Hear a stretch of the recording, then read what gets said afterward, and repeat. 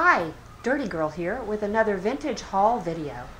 I went to some thrift stores and an estate sale, so I'll tell you about the thrift stores first. I went to the Salvation Army first. Their stuff is like really expensive and usually I can't afford to buy it, but this Tupperware pitcher was only $1. Some vintage Tupperware sells for a lot of money. This unfortunately is not one of the pieces that does, but you know, I don't know, might make a couple bucks on it. And I got this mid-century deviled egg plate. This is a California pottery item. It's probably from the 1960s. It's got the gold speckled stuff on it, and it's in really nice condition. And that was $1.95, I think. And then I got these very interesting plates. I got 3 of them. This is one of them. They were, how much? $3.95 each, so $4 each. And these plates are very interesting design on them. Here's the third one. And the reason I bought them is this. Well, first of all, I don't know if you're going to be able to see this because it's kind of faint, but there's a Dresden mark on it. So they're from Dresden, Austria. And then I saw this big blacked out mark. And I remember reading that when the Nazis took over, you know, Austria and imposed martial rule and all that, that they took over some of the porcelain manufacturers. And I know Rosenthal is one that they did, and Goldenstein, I think. This plate, I found out, is Junkersdorf.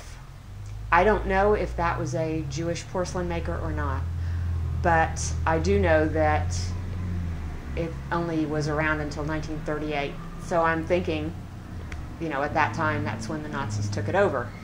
And I know that they would sometimes black out the original pottery maker when they sold like some maybe existing stock before they started producing their own, which they generally did not do as well as the original makers. But anyway, I thought that was a very interesting history. And aside from these being really interesting and beautiful hand-painted plates, they have that history. And these do sell for pretty well. So, let's see. And, okay, let's see. Oh, one more thrift store find. These are Villeroy and Bosch from Luxembourg, France, or Luxembourg, which is a country near France. China napkin rings. And I actually bought 4 boxes just like this, so 8 napkin rings. They are new, never used, in their boxes. And I got those for, what is it, $3 each box, so $12 in all, which is kind of a lot of money, but these do, Villeroy Bosch sells quite well. I will have to sell that on eBay because it's not old enough to sell on Etsy, but they sell for pretty well. Okay, and then I went to an estate sale, just one, and I got this mesh choker, like that. It's mid-century, kind of industrial looking. I just thought it was kind of cool, and that was $3. Let's see. Then I got this little pin dish, which I just picked it up because I thought, oh, that's very pretty. And then on the back, I look at it, and it's occupied Japan, which means 1945 to 1953, I think. Something like that. It's just such a pretty design, and kind of unusual for Japanese porcelain. I haven't, this kind of chintzy looking almost.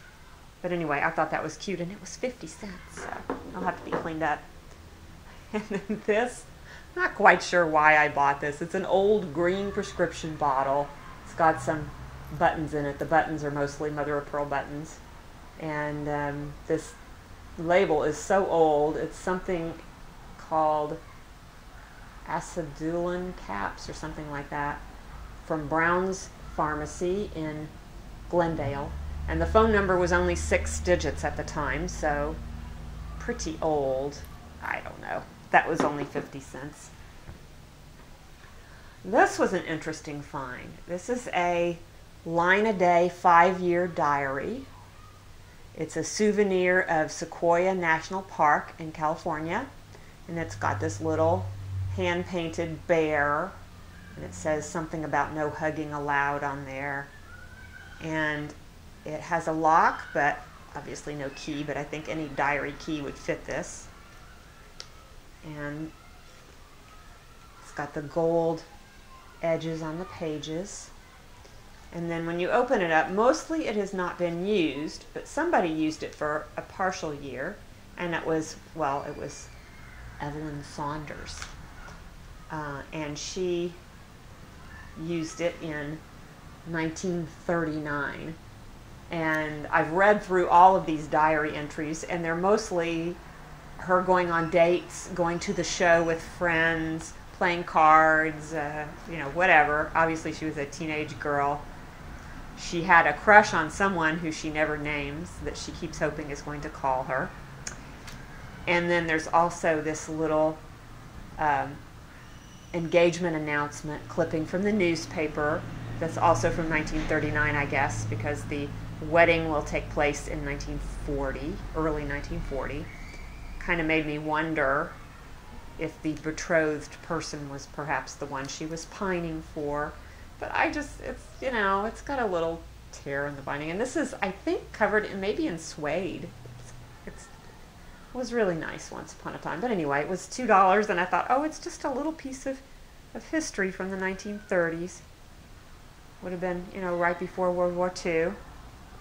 And then I got these gloves, which are really very pretty, ivory colored, the scalloped edge. And these were, I think, $2. I bought this glass covered dish, and I have seen this kind of glass a lot. I don't know very much about it. I know it's collectible, but I don't know how much it goes for. But I thought this piece was in such good condition, and most of the time when you see it, it's really worn. And it's got, I thought it's interesting that the cover has purple around the bottom and the plate has red. I assume they go together. I hope so. Anyway, that was $8. I got this cup of, it's the rodeo pattern. This is really super collectible. I don't know how much just one cup goes for. It could be that I paid way too much for this. But I know that this pattern is really, really collectible. And I paid $12. And it is in excellent condition. So I haven't researched that, but I'll have to do it.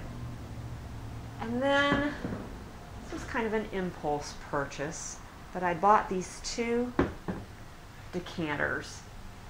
Cabin Still. One of them has a nice fish on it, and one of them has a moose or a deer or something.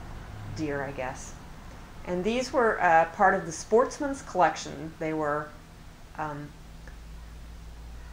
collector items.